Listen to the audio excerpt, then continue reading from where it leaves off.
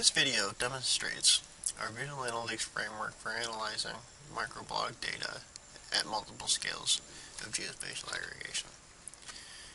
In this video, we will focus on the Boston Marathon bombing event that occurred on April 15th, 2013. On that day, 2 bombs exploded near the finish line during the event at 2:49 p.m. Eastern Standard Time, and this killed 3 and injured 260 people. In order to demonstrate our system from the perspective of real-time analysis, we replay the event and Twitter stream to simulate the interactive analysis process utilizing this streaming data. In this scenario, the emergency response manager selects the injured people, infrastructure damage, safety and security, and response agencies in place, categories for analysis. The manager monitors the microblog stream data based on a sliding window of 30 minutes. He notices an increase in Twitter activity related to disaster and emergency management on the map, with safety and security category taking prominence in certain regions. The major keywords that are trending on the spatial lens include the words bomb, safety, and injure.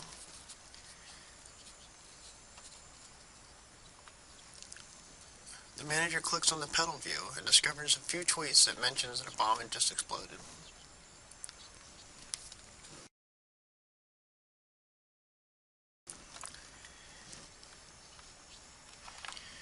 After allowing the system to run for a little while longer, more clusters begin to appear in neighboring regions, with the safety and security category still being the prominent category that is trending. This can be further observed from the time series views that shows a spike in activity for the safety and security category.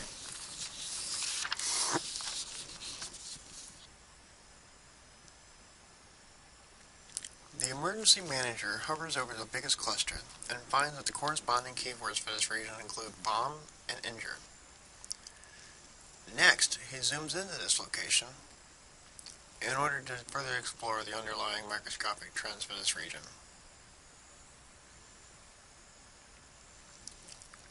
The system provides a smooth transition between the abstract and detailed aggregation levels in order to maintain a visual continuity for the user. Then the manager hovers on several keywords in the lens. The corresponding clusters inside the lens highlight to reflect the selection. The system also allows the manager to interactively adjust the position of different views during the analysis process.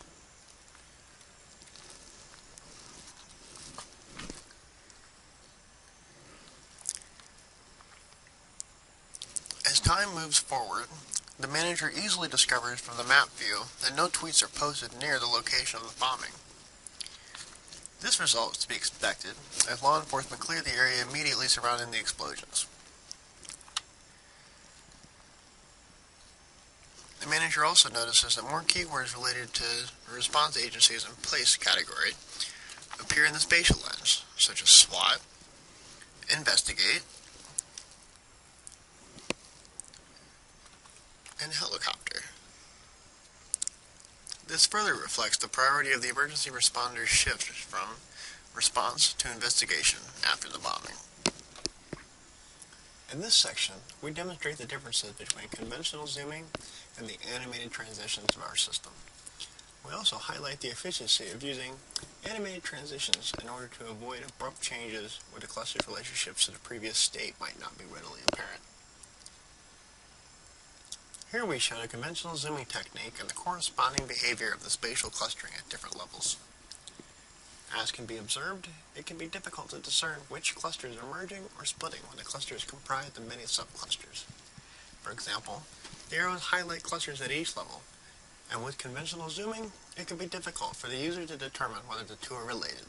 So, they may need to zoom in and out several times in order to identify this relationship.